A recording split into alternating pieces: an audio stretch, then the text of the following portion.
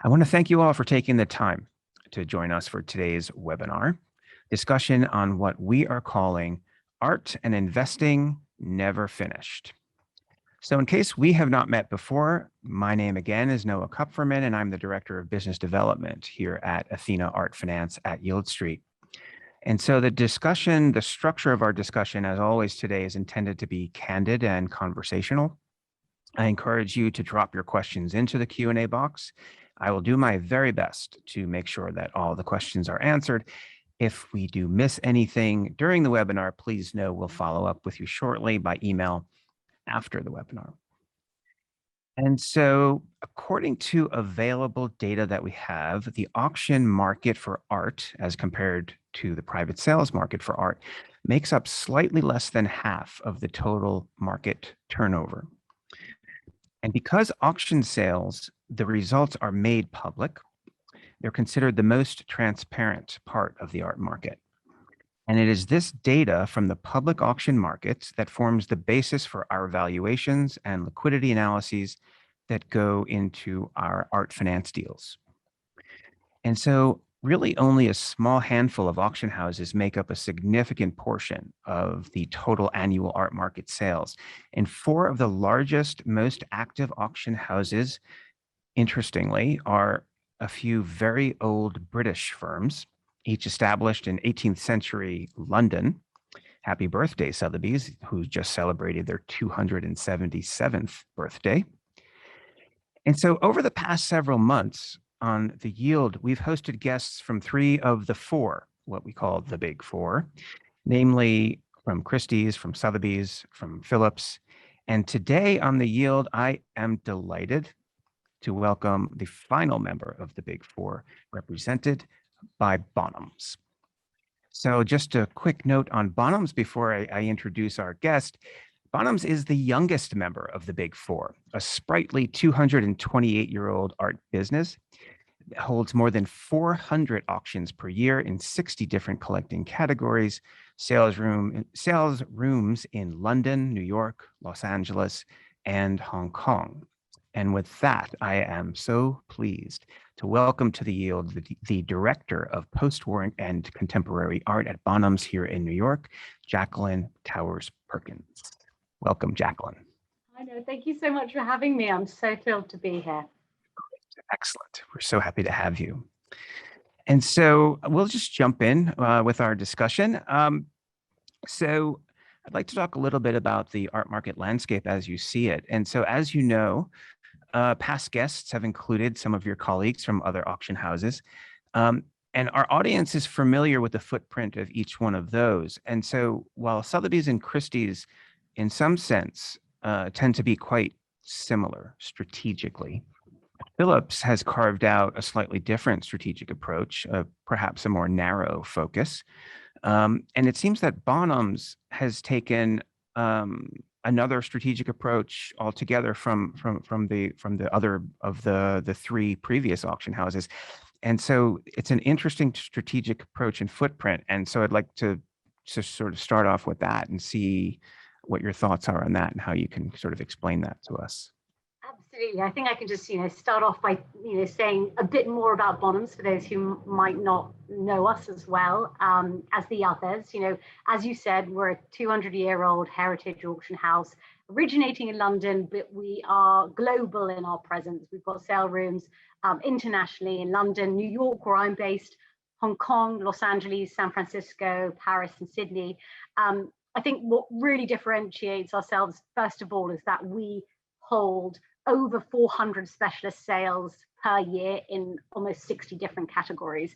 It could even be a bit more now since COVID. But I think that's, the number of things that I'll go through. But the first one is that we have so many experts in so many areas. Yes, we focus and have great departments in contemporary art, which I'm in, jewelry, motor cars, we lead in those areas certainly, but also, fantastic areas. We've got connoisseurs and experts in Native American art, clocks, gems and minerals, arms and armory, sort of everything you can think of. And I think having that breadth of expertise across so many different categories is really unique to us and something that is really at our core as an auction house.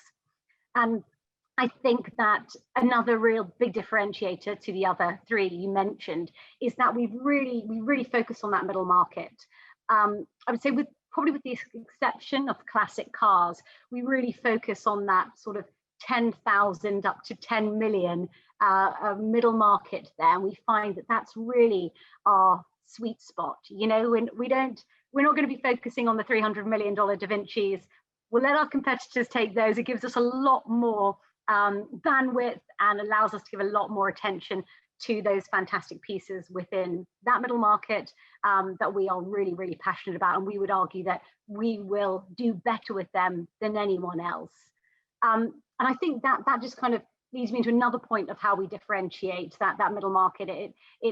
That speaks to how we offer art as well, which is a little bit different. We definitely have a company-wide focus on offering well-priced quality pieces that we believe will remain that way for the long term. You know, we certainly follow the market. We keep an eye on the trends and patterns, but we are really focused on building collections long term, working with collectors long term, you know, highlighting fantastic pieces that we're passionate about, wonderful, extraordinary objects, and offering that accessibility for collectors across different price points. We're really passionate about that.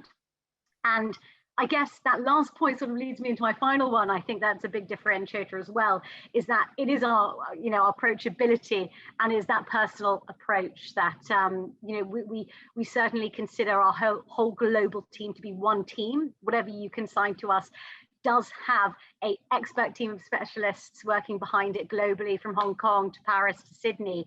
But also, you know, we are a smaller team. We work on focused, curated sales. So anything consigned to us, that collector is going to be working with myself or my colleagues in the department, one-to-one, getting that really personalized approach. We're going to take the time to walk you through, you know, hand in hand, either the buying or selling process. You know, we're not just a huge department of many different names. You know, we're really a specialist department. You're going to be getting me on the phone and helping you through the process. So that real personal approach, I think, really sets us apart as well. Wonderful. Yeah, thanks for that. So you mentioned you seem to emphasize the Bonhams holds more than 400 sales per year. Is that more or less? I'm guessing it's more than some of the other houses out there. Is that right? I would believe so, across different departments as well, from those 60 categories. And especially now after COVID, we really increased the number of online sales as well, our online offerings. So I think that the amount of sales across those departments, you know, everything from contemporary art to motor cars to watches and everything in between is really unique. Got it. It's interesting that so the way that you're talking about the middle market and from for those of us on the call who, you know, maybe from more of the investment side of things, when we hear middle market, we think, you know, probably think mid-cap stocks or something like that. But so in the art market, middle market, you seem to define that as sort of a rather wide band of $10,000 to $10 million. Yeah, it's a wide band, certainly, absolutely. Right. And I always do love the fact that we call the middle market, you know, figures into the millions. That sometimes surprises people. So interesting, right? So interesting. So it's not that Bonhams would turn away an object that was $11 million. It's just that the kind of the focus is that right?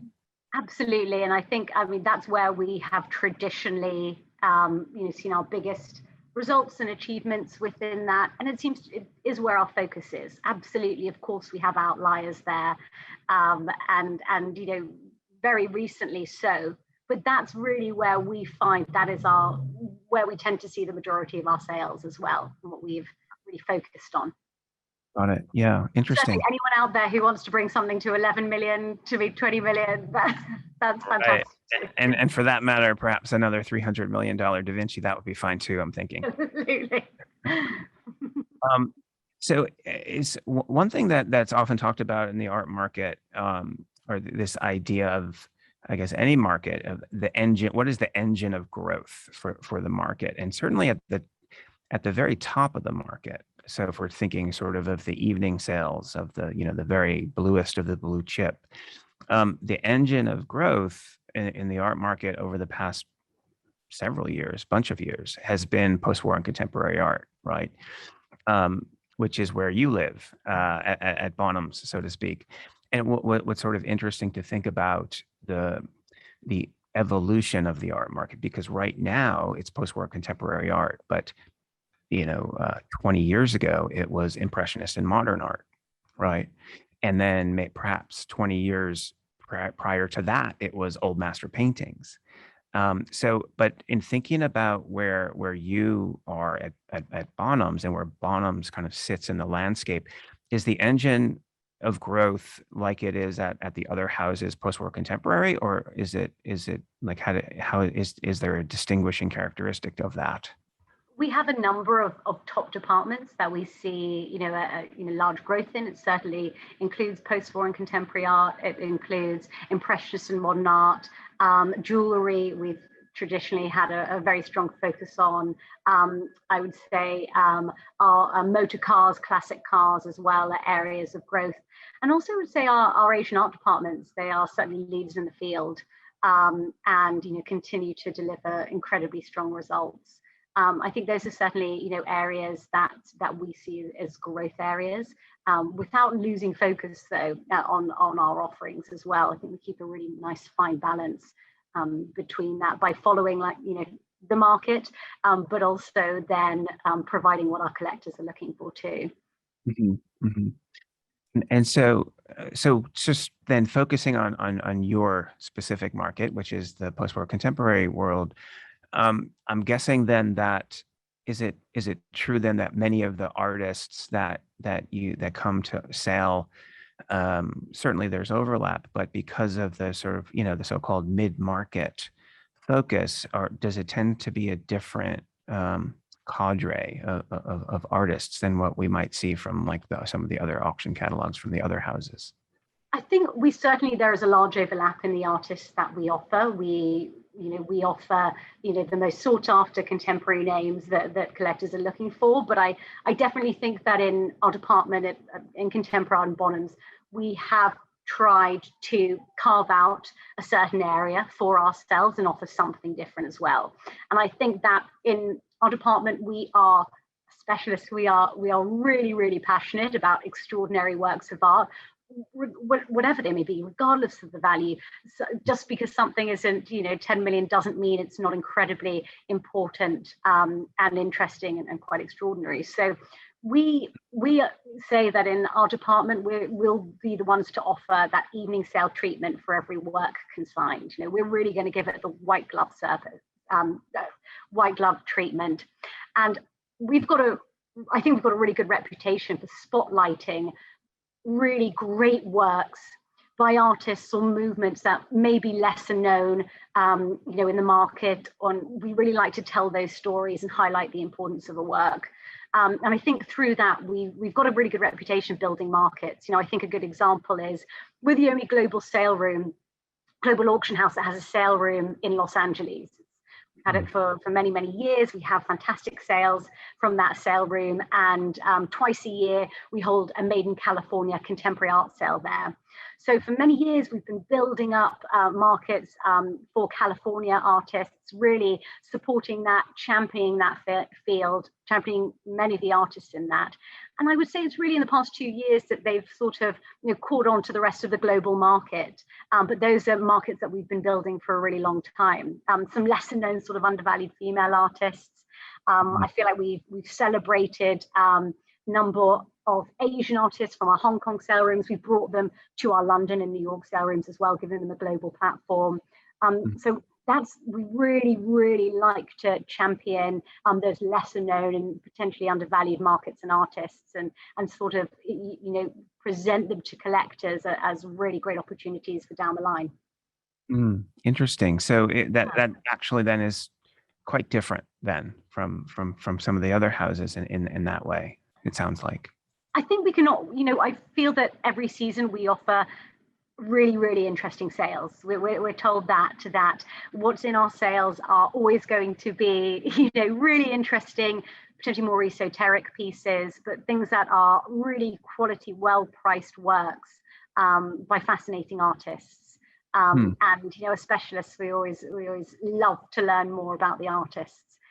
They will be, of course, together with the luminaries of the art market at the moment. But I think that we offer a really nice breadth of movements and artists as well. Mm-hmm. It's interesting because if you think about the evening sales that we're talking about before, and how those tend to be sort of the highest priced, most coveted objects that come to sale in the other houses. And so in a way, the strategy from the other houses sounds like it's something more along the lines of focusing on the bluest of the blue chip. While your strategy, is it fair to say that maybe while other houses are following a certain trend of the market, Bonhams is almost sort of paving the way, or moving the trends forward, in a sense, sort of in an instructive way for the collector? I will certainly quote you on that, Noah. I think that's fantastic. Yeah, absolutely. I'd love to think of that. We do certainly listen to what collectors are looking for. But I do think that we try to present, artists to be reassessed, movements to be, reevaluated. And I think that is a process of, rather than just offering works of art, we do try to provide that context, that sort of education in a dialogue between auction house and collector of why these pieces are really important, why they should be in your collection, why you should be looking at these pieces. Rather than them just being the top selling artist at the moment, I think we really like to highlight pieces that this particular artist is important because they changed this in the art historical canon, or they exhibited with these other fantastic artists, and they were well collected in their time, but perhaps they've fallen out of favor at the moment.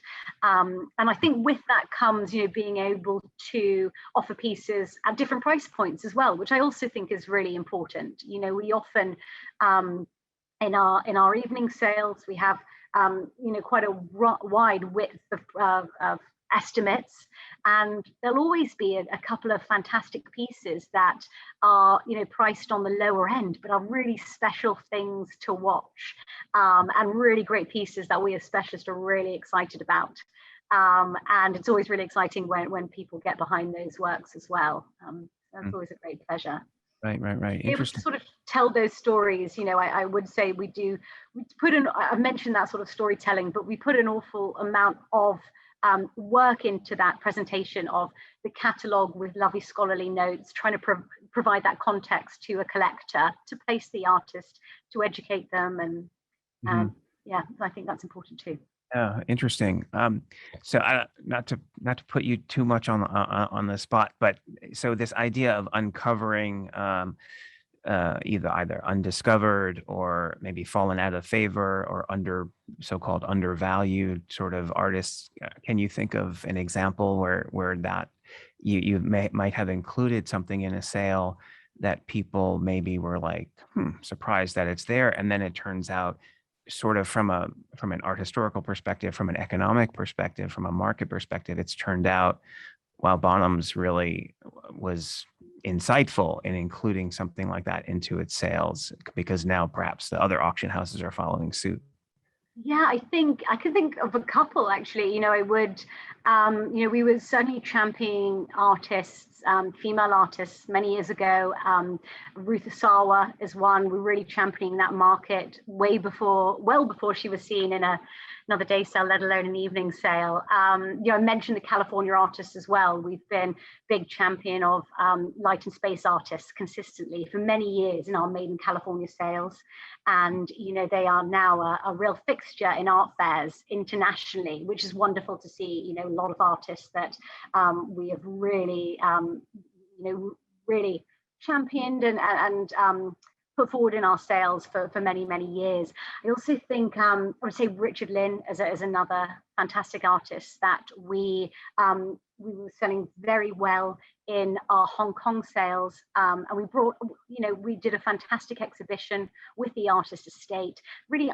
I would say brought that artist to a global platform, then selling in our sales in London, and bringing that artist to a new platform, a new collector market, so to new eyes. So I think, and so those I think are great examples. And I think I could probably have some for you. Give me another year or so, maybe. Lovely. I think, I've got some, but we just have to wait on them. Right. Excellent. I'll log in and I'll take a look and see. So switching gears slightly, looking at sort of results and market strength and things like that, and thinking about the market, certainly, gosh, 2020 by all accounts was tumultuous for so many different reasons. Financial strain across the economy, et cetera, and the art market was certainly no different from many. I believe numbers that I had seen as the worst drop off since the financial crisis in 2008. It was a tough time. And so now, with hopefully the worst of COVID behind us, and now with the first half of 2021 just recently behind us, I feel like it's perhaps a time where we can kind of sit back and reflect a bit as we to the first half of 2021.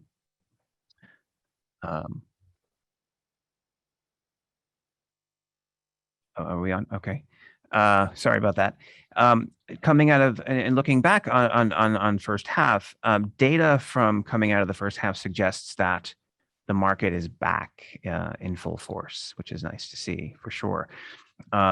Year on year, the market is up more than 400%, but that's not really, I don't think that's a fair comparison because 2020 was not such a great year, but it's 2021 first half is strong even compared to pre-pandemic, according to the numbers that I've seen. So it would be interesting to sort of have your sense of that as well.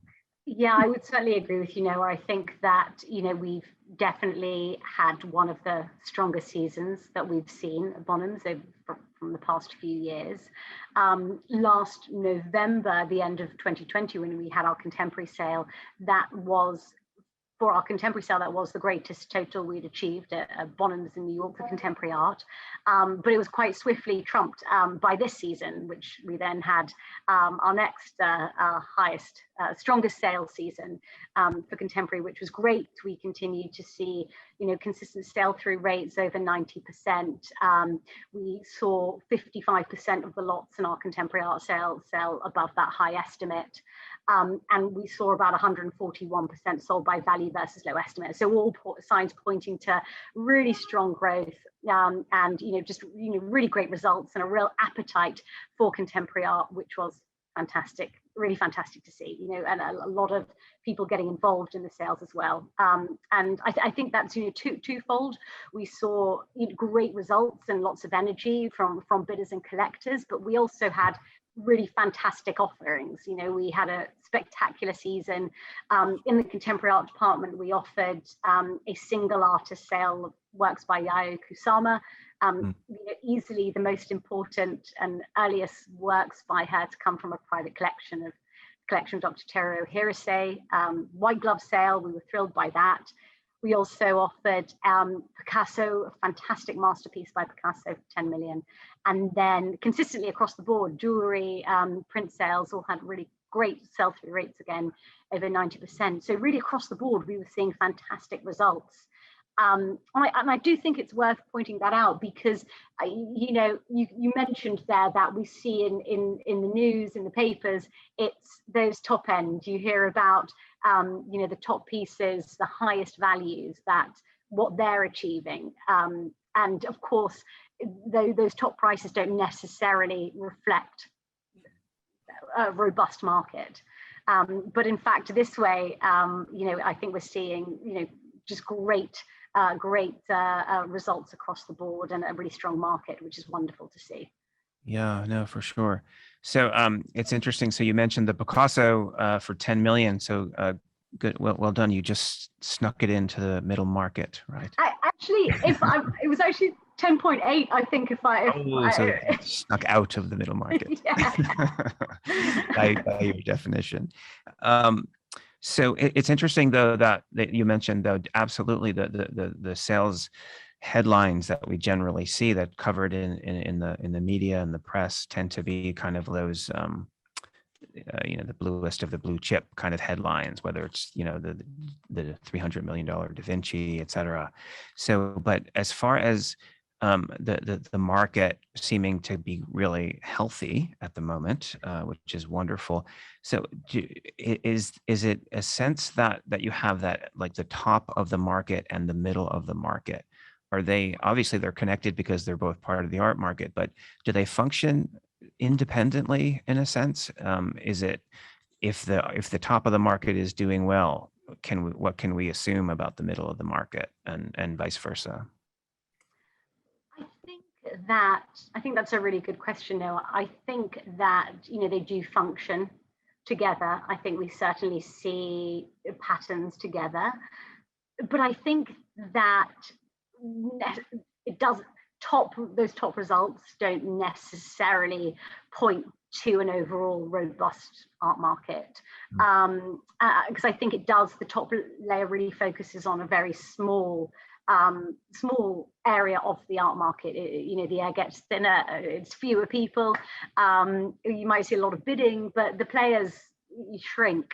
So I think that the middle market where we are is actually a really good indicator of the health of the market at any time, because you're going to have the widest breadth of collectors, you're going to have the most people involved, and you're going to have the most sort of, I would say, argue the most diverse cross-section of collectors as well. So I think that it certainly plays into it.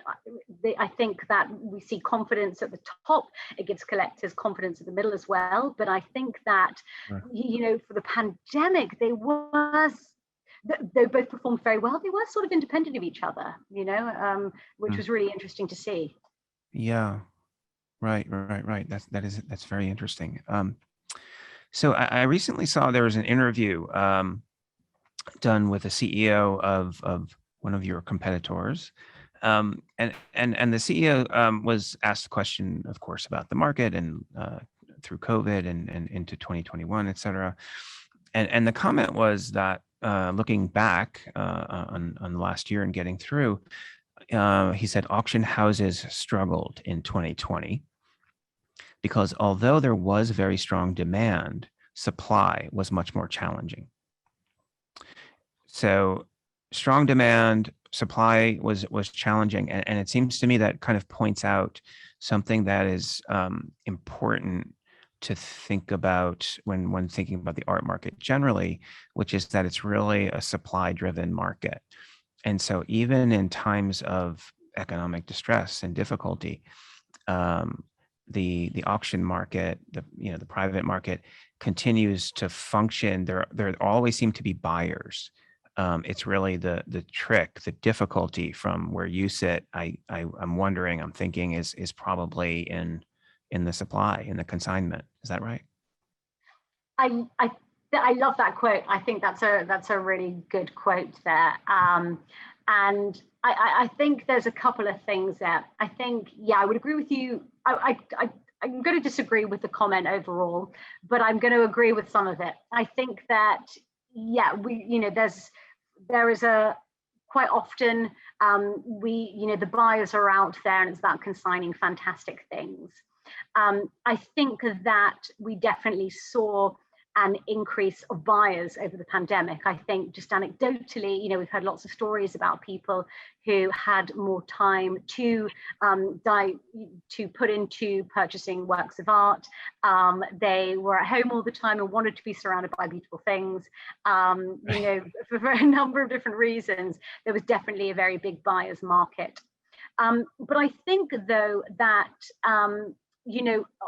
with that, I would disagree that auction houses struggled. I think that given that we were the vehicles that were able to continue business we went to hybrid sales, but we continued business somewhat normally. We changed a bit, we pivoted, but we had our sales going. We were still continuing to offer great things and allowing collectors to bid, whereas the galleries struggled to let anyone into their spaces, and the art fairs had to completely change with online viewing rooms, which I think was a struggle. So I think that, you know, because of that, we were really the destination to go to as auction houses, because we were providing a really consistent service, consistently strong service, and we were sort of, you know, the players in the game at the time. So I think to say, oh, is Noah gone there? I think to say that we struggled was, you know, I would disagree with that a little bit. But I do think we also saw a strength of consignments. You know, I mentioned that fantastic Picasso. I mentioned the fantastic Kusama collection that we offered. So we definitely see some fantastic consignments coming through at this time as well. And those who went and sold at this time performed extremely well. I think we've lost Noah there.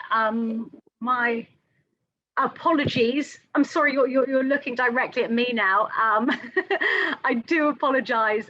What I can do maybe is talk to a little bit, you know, I mentioned just a bit more about Bonhams while I have you. Just, you know, I mentioned some of the highlights we saw last year. And for those that weren't able to join us or saw our sales last year, I've mentioned that Kusama sale, which I think is just, you know, great thing to talk about. It was such a wonderful collection that we were so thrilled to offer. It was 11 works from the collection of Dr. Teruo Hirose, really rare and early examples by Yayoi Kusama. Dr. Teruo Hirose was Kusama's doctor when she moved to the United States in New York in the 1950s. And she gave him artworks in kind and as gratitude of pro bono medical services. The doctor kept these works, these 11 fantastic works, and we brought them to market earlier this year. It was a collection of 3 paintings, 8 works on paper, and they were just the most beautiful, beautiful examples that totaled around 15 million eventually, which was just fantastic. I thought I'd fill the silence with a bit more background on that, and I would encourage you to look it up because it was a really wonderful story of Kusama coming to the United States and connecting with another Japanese expat, and sort of their friendship throughout his life until he passed away in 2019.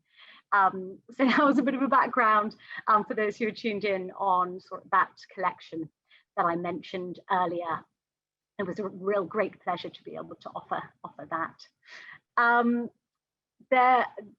Paul, I've seen your question there, that the tax advantages of collecting in art. Paul, you mentioned tax advantages. Yes, there are. We can speak afterwards, and perhaps that's one we can speak with Noah. But certainly there are. Olivier has asked, can you comment on the NFT surge? Yes, I certainly can. I don't know whether that's one I should wait. Amazing. I'm so sorry. We had some sort of technical difficulties, which I very much apologize for. Gosh, you know, computers, am I right? No problem. The guys at home just had to listen to me talk about our Kusama sale for a couple of minutes. And so right, I missed it. Yeah, I missed it. Oh gosh. Okay. So what? Where were we when we were chatting, Jacqueline? Sure. We were talking about that. The highest bits of the market and the middle market, if they reflect on each other. And I had just said that I thought that the middle market is actually a fantastic way to judge the health, the robustness of the market, because I would argue that, you know, you do see, you know, a wider range of collectors, you see a higher number of collectors, you see a broader background of collectors, rather than, you know, those top few who are propelling those prices that we tend to see in the press and hitting the headlines. So right. Yeah, no, it's really interesting because they're linked, of course, but there's some disconnect, but ultimately linked together, of course, right? absolutely. So there a question came in about of course the topic of the year, which of course is non-fungible tokens. It wouldn't be a discussion about the art market if we didn't mention NFTs, right? That's just sort of where we are in the world now. And so, but the question was really just a sort of a general question of, sort of commenting on this surge of interest and in the market. And I think, just to sort of give it a little bit of context, for sure, NFTs dominated the first several months of the year, with the sale of the Beeples, and then kind of kicked it all off, and it just sort of went on from there. But actually, it seems like over the call it second quarter of the year, sales have slowed considerably. And so it would be sort of interesting to kind of hear what your take on that is. And I know that Bonhams, of course, just like the other auction, the big four has jumped into the metaverse, so-called. And so, but again, just like the sort of overall strategy, it seems like the NFT strategy seems to be slightly different as well. Yeah, absolutely.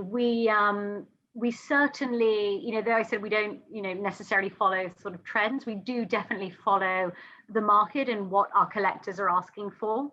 And so we certainly got involved with NFTs this year as such a big collecting field. We had to. We were, there was certainly demand for it out there. But as you say, Noah, we definitely tried to carve out a different approach to it.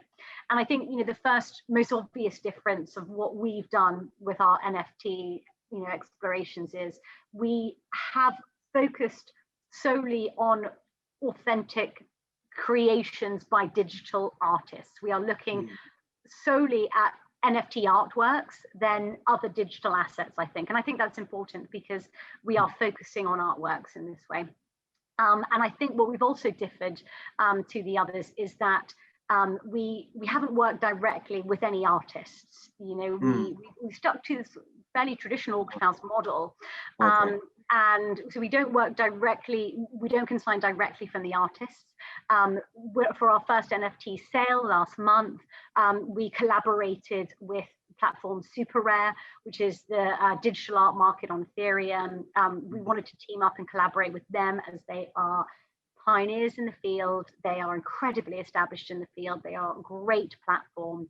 And through them, we offered I think about 10 artworks by really established digital artists in NFT form. And so we wanted to do it that way by, again, sort of spotlighting great artworks, great pieces, and we wanted to collaborate with experts in the field. And I think that, it was, again, very art focused. We wanted to support digital artists. I would also say that a big difference with ours was the price points of these pieces. With the 10 works in that sale, the hammer prices were anything from between, I think, about 5,000 up to 150,000.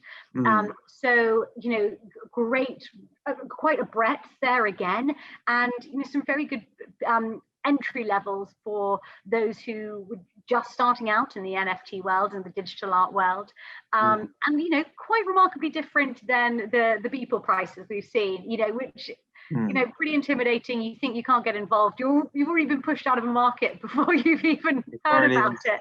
You're already out. Yeah.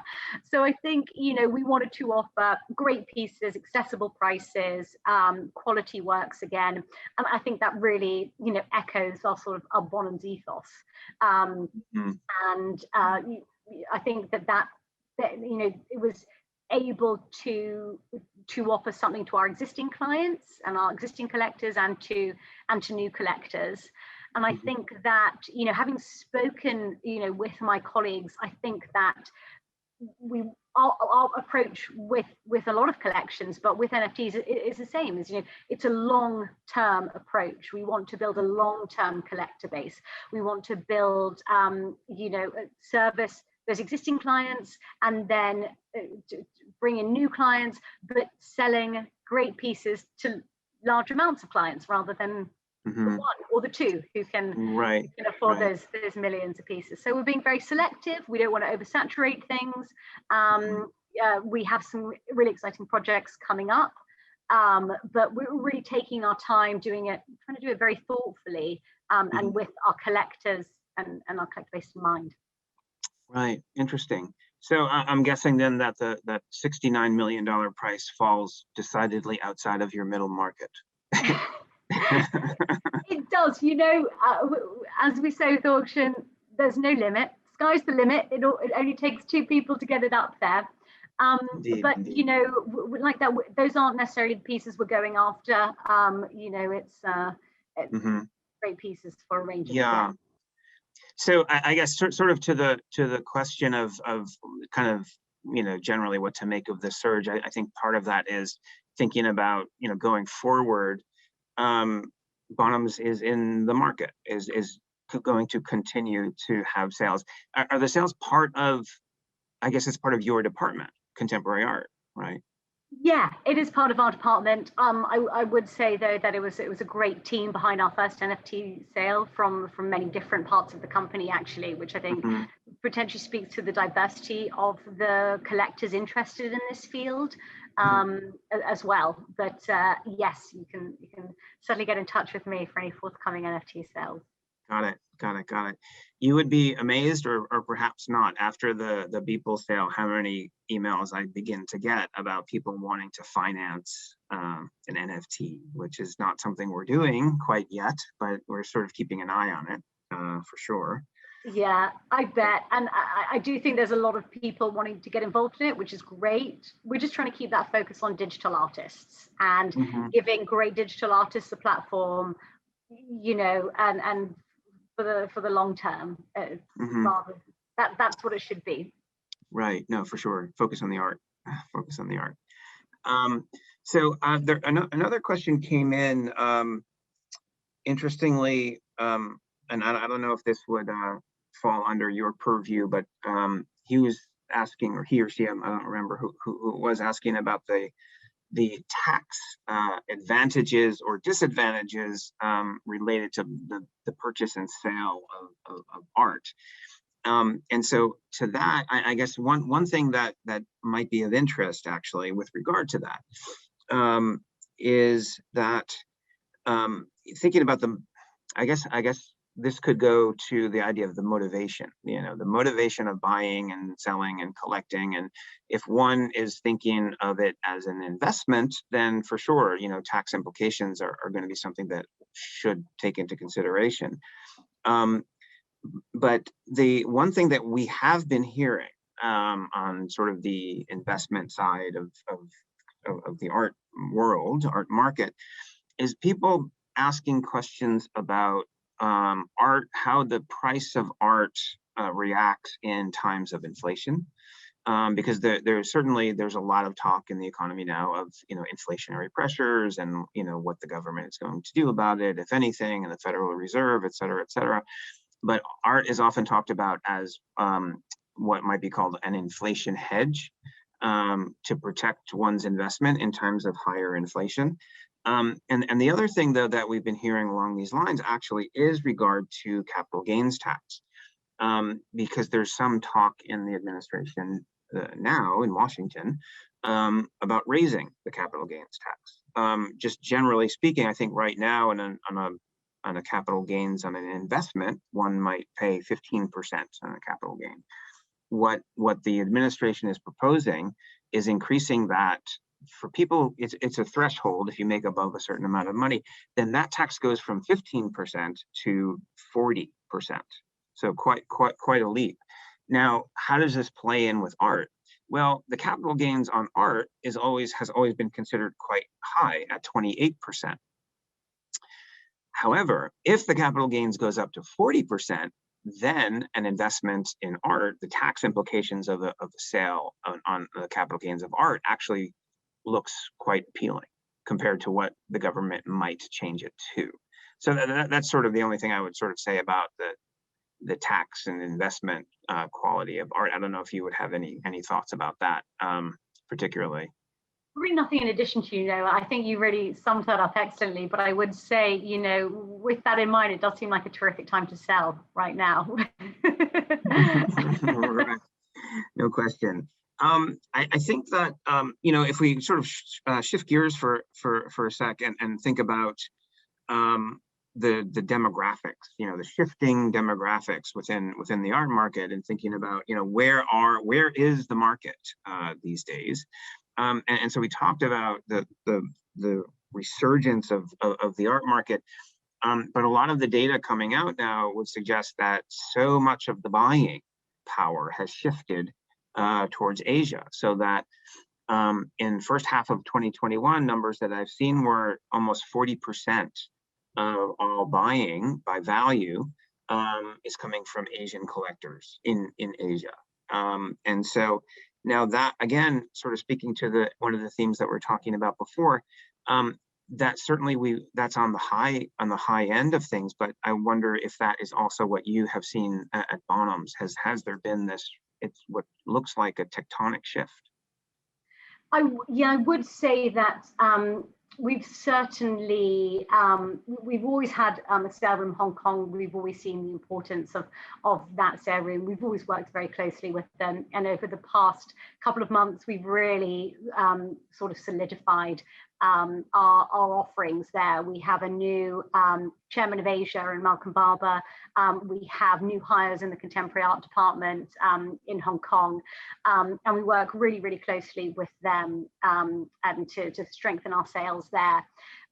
So we've definitely seen the buying power for Asian-based collectors for our Asia sales. Absolutely. Our last contemporary art sale there was easily, I think it was about 95% sell-through rate, really strong sell-through rates, and then a really strong value by lot as well. But you're totally right. No, we definitely saw over the past year a large increase in that bidding power from Asian-based collectors. 40% is high. I think we'd probably see a little less than that, but we're definitely seeing a large increase of Asian-based collectors. Absolutely, collecting in contemporary art for great pieces in contemporary, impressionist and modern art. We offer luxury departments and handbags and watches. Jewelry as well, and of course our Asian art sales, which we have globally in London and New York as well. So yeah, we will definitely see that. I think it's for a number of different reasons. I think we've spoken about, and I've heard elsewhere, that is it because certain Asian countries came out of the pandemic a little bit earlier. That could be one reason. I think that also just a taste of Asian-based collectors is very much of what's being offered in the market at the moment as well. Right. Now that's interesting, because then it becomes sort of like chicken and egg or something. I was just going to say, yeah. All right. Absolutely. Giving them what they want, so they're bidding on it. But is it vice versa? And again, I suppose in the end, you don't care as long as they're bidding. Right. As long as if they want to be involved and they have the ability to be involved, yeah, absolutely. Yeah, well, we're definitely seeing that. Yeah. Which I think the hybrid model also lended itself well to that. For those who aren't aware, during the pandemic, because we couldn't have bidders in the room, we pivoted our auctions to a hybrid model where we had a live auctioneer, and we just couldn't have people in the room. We had telephone bids, we had online bidding, but we had our global specialists bidding from around the world with the live auctioneer. And I think being on the phone with a specialist in your own time zone, potentially speaking in your own language as well, could also have been something that we were really able to accommodate so many different collectors globally. Interesting, right? Is that something that's going to remain, do you think? Is that going to continue? Yeah, I think so. I know that we are able to host people in the room. We're going to be having our first sale with people again, I think next month in the West Coast, which is really, really exciting.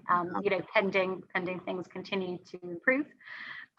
So as an auctioneer myself, that'll be really, really exciting. But I do hope, and I anticipate that we'd be keeping some of that hybrid model, just to give people flexibility. Why not? And however we can accommodate our collectors are so global. So however we can accommodate them, we'll try to do it. Yeah, for sure. One thing that you've mentioned a few times, which I think is worth pointing out, highlighting, is this concept of sell-through rate, which is something that certainly at auction, it sounds like you keep a close eye on. And for those who, sort of the uninitiated, it's a simple calculation of basically how many lots are offered. Of the lots that are offered, how many sell, right? Or vice versa, how many did not sell. And so it really, it's sort of thought of as perhaps a proxy for maybe what demand or market confidence, perhaps. Is that something, would that be accurate? Yeah, I think it is. As you say, it's probably the simplest, statistic to be able to see the success of a sale, the demand from buyers. I think it can be used for a number of different things, but I think that would be the easiest way to look at it. And I'm glad you mentioned it because I have used it a number of times. But I think certainly at Bonhams, in our contemporary art department, where our sales they're smaller, they tend to be between 40 to 60 lots. We keep them focused, we keep them curated. So that sell-through rate is very important to us because we argue, as I said at the top of this, that we are going to sell those pieces better than anywhere else. We don't just pop them on the market and hope they find a buyer. We do an enormous amount to make sure that we have those buyers lined up before we've even got the work consigned, really. So I think it is particularly important for us as a differentiator that then our competitors who maybe have multiple sales of many, many hundreds of lots, it's particularly important to us as a sort of sort of an identifier of how strong our sales are consistently, I think. Yeah, interesting. And so excuse me, numbers, data, again, that I've seen seem to show across all the big four houses that sell-through rates, even through pandemic, actually were quite strong, which kind of surprised me at first. And maybe this goes back to the thing where people were all just sitting at home on their computers bidding on things. I was surprised at that, but perhaps I shouldn't have been.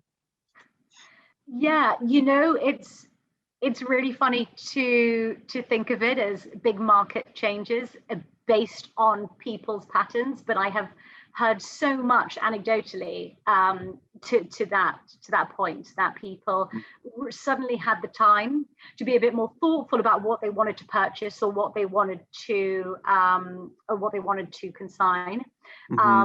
And were able to give it that time, but also just the point of that they felt that if they were going to be in one home for many, many months, and it was going to be their office and their house and where they would eat and sleep and work, that it should be a place of joy, and it should should be surrounded by great things.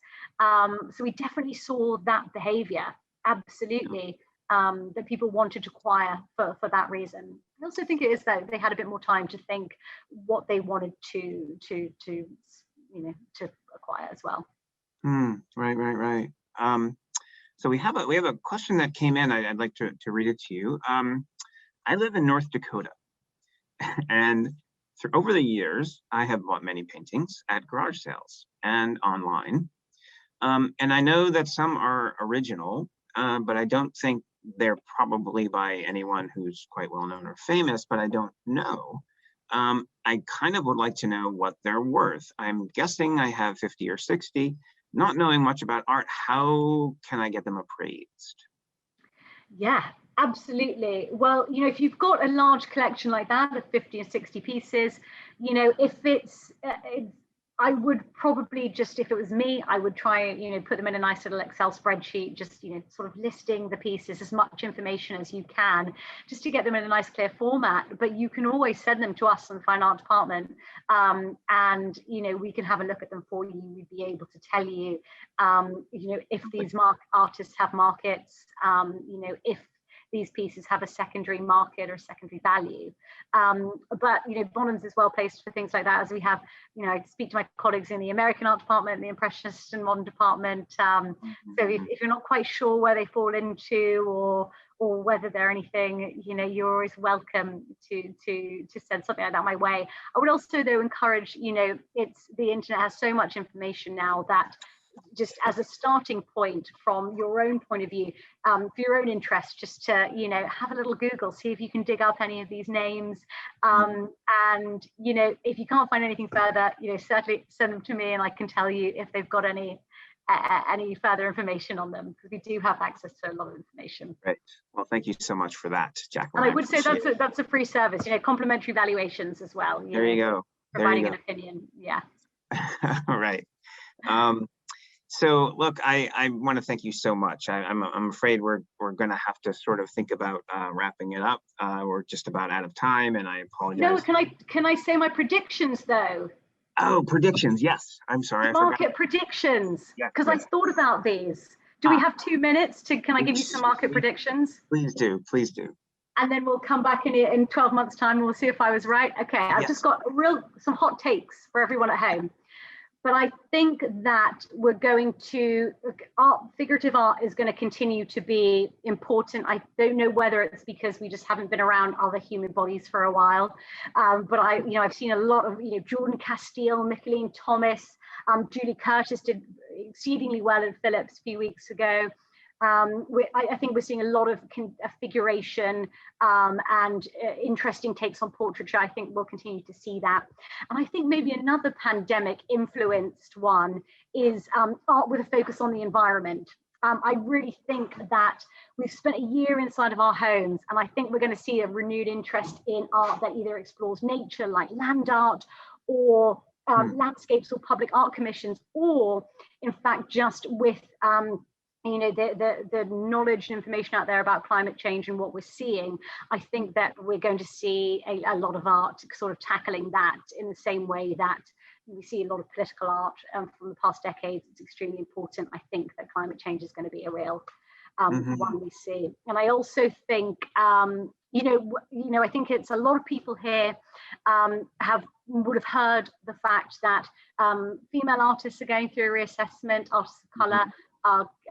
Their markets are continuing to grow, which is, I don't want to call that a hot take or a trend. That is long due a reassessment, and I think we will continue to say that.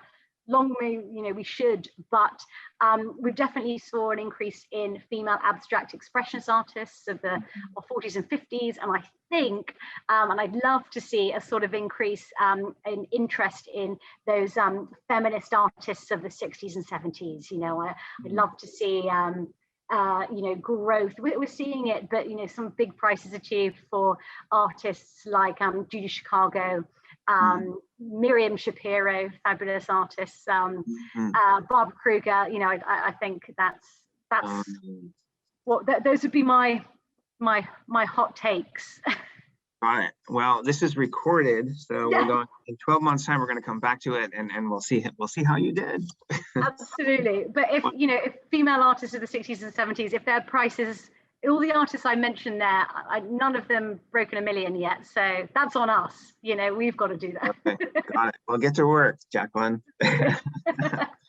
So, well, thank you so much. I really, really appreciate it. It was delightful chatting with you, Jacqueline Towers-Perkins from Bonham, for taking the time to join me and take the questions and chat, talk about the market. And thanks to all of you who have dialed in and who've stayed with us, logged in throughout. And even though we kind of had a little bit of difficulty there, but thank you very much. I appreciate that. Thank you for taking an interest in the market. Thank you for taking an interest in these very interesting developments. Please be sure to visit yieldstreet.com to learn more about our offerings. Be well, and we hope that you will join us next time. Thank you. Thank you. Bye.